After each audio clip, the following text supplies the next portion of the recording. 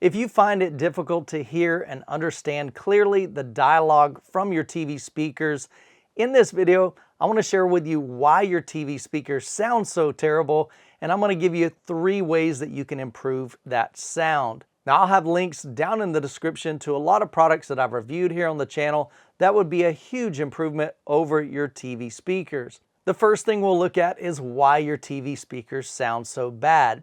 As TVs have evolved and our bezels around the edge of the TV have gotten smaller and thinner, we no longer have the ability to place those speakers on the front of your TV. So manufacturers have moved those speakers from the front to either beneath the TV or sometimes directly behind the TV, hitting your front wall and having to resonate out to your listening position. Now, higher frequencies as well as your mid-range frequencies, which is where dialogue resides, those are very, very directional. So if the tweeter and mid-range speakers are not firing directly towards your listening area and towards your ears, you're not going to be able to hear that very clearly. So the sound is either having to reflect off the front wall, around your TV, maybe hit some sidewalls, and hopefully that sound gets to your ears, or it's firing down, maybe hitting your cabinet, and then reflecting that sound up to your ears. Either way, that is absolutely terrible, and that's why your speakers sound so bad in your TV. Now, before I share with you 3 ways that you can improve the sound when watching movies or when listening to music, I want to make sure that you're aware that we are approaching 100,000 subscribers, and in celebration of that, we're giving away $33,000 in home theater gear and 2-channel gear here on the channel. To be eligible to win, all you have to do is make sure, number 1, you're subscribed to this channel, and then head over to youthmanreviews.com/road to 100K. On the website, you'll find a ton of brands that I've partnered with. They've been super gracious to supply all of these for you guys to win. So make sure you enter the ones that you're interested in, and I hope you win some incredible gear. So there are 3 ways that you can improve the performance of the sound when you're watching movies. Number 1 is a sound bar.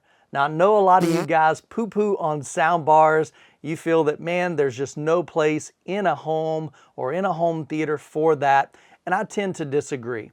Now, although I don't think sound bars provide an amazing, incredible, especially a Dolby Atmos experience for watching movies, I do feel that a soundbar does typically offer a much improved sound quality over the TV speakers in your TV. Now, there are several benefits of adding a soundbar. Number 1, they're really simple. There's usually 1 bar and possibly a subwoofer, and we'll talk about that in a minute. The soundbar typically is connected to your TV with an HDMI cable.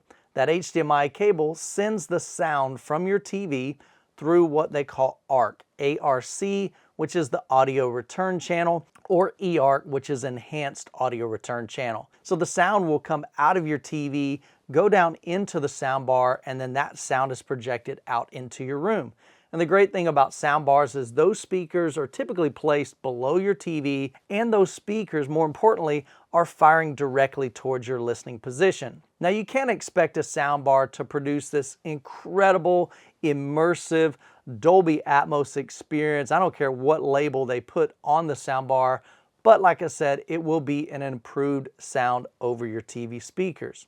Now, most soundbars do come with a subwoofer. So the subwoofer is going to handle the lower frequencies. So when you're watching a movie like Jurassic Park and the dinosaurs are stomping, you're going to hear and possibly feel some of that rumble. Now, most of the time, those subwoofers aren't very large. So again, you're going to get limited performance with the soundbar plus a subwoofer. But again, that's going to be much improved over your TV speakers. Now, I'll link several soundbars down in the description below, from some budget ones all the way up to some pretty high-end ones, so you can kind of take a look and see what best fits for your setup. The second option to improve your TV speakers would be to get a 2-channel setup that is maybe powered. And the reason why I suggest powered is it's going to simplify the installation. Everything that you need is 2 speakers, possibly a subwoofer, and then just that HDMI connection. So similar to the soundbar, the sound would come out of your TV into these two speakers that are powered, and then you can connect even to Bluetooth. So if you want to listen to music, say from your phone, you can stream that directly into these speakers and enjoy some great music as well. Now, I have reviewed several powered bookshelf speakers on the channel, anywhere from budget OSD powered speakers all the way up to my favorite, which are the Klipsch 5s. Now, depending on your budget, you can get some really great sound from a 2-channel setup. The 5s, even if you don't add a subwoofer, are going to provide a pretty great amount of bottom end, those lower frequencies. Also, when I reviewed the Kanto Tux, they as well had some really great bottom end. Now, pair either one of those with a powered subwoofer, maybe a 10-inch or a 12-inch or even a 15-inch subwoofer, and you've got a killer 2.1 system for watching movies or listening to music. Now, if you've got the space and if you've got the budget, the best method would be to create a true home theater surround sound system. So what that would include is at least 3 speakers up front. You're going to have a left, a center, as well as a right speaker, and maybe 2 surround speakers. The front 3 speakers will handle everything that you see on screen. Your surround speakers are going to play content such as music score, ambient sounds, or things maybe when something is passing from the front of the room to the back of the room. Now, if you've got a bigger room, you can scale that up to 7 speakers or 9 speakers, or in my dedicated theater room, I've got 11 speakers. So in my setup here, I've got 7 speakers on what we call the ground plane level.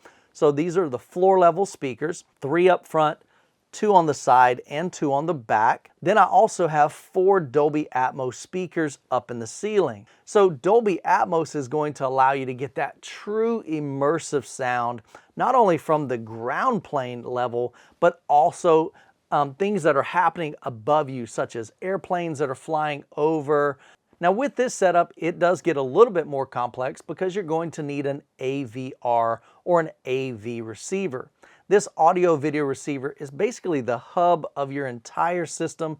All of your Blu-ray players, your Apple TV, your Roku, all of those types of things, your Amazon Fire Stick, everything will connect directly to that hub, to the AVR, and then you'll have speaker wire connections coming out of that AVR to your various speakers. Now, that AVR will handle all the amplification as well as the audio and video processing to your system. Now, to make that setup even more immersive, you can add in-ceiling speakers, on-wall speakers, which we call height speakers, or even up-firing Atmos speakers to create this bubble effect that really immerses you into the sound when you're watching a movie. Now, I believe everyone can have an incredible home theater experience, whether that's in your living room, your garage, a bedroom, or if you've got a dedicated theater room like I do here. But you have to figure out what works best for your setup, and so I've provided some links down in the description of just some different systems and products that I've reviewed here on the channel and some that I recommend. So make sure you check those out. Now, I've got several products in for review currently, as well as several that are on their way and currently being shipped. So make sure you subscribe to the channel and hit the bell to be notified of future videos. And as always, you guys be blessed, and we will catch you in the next video.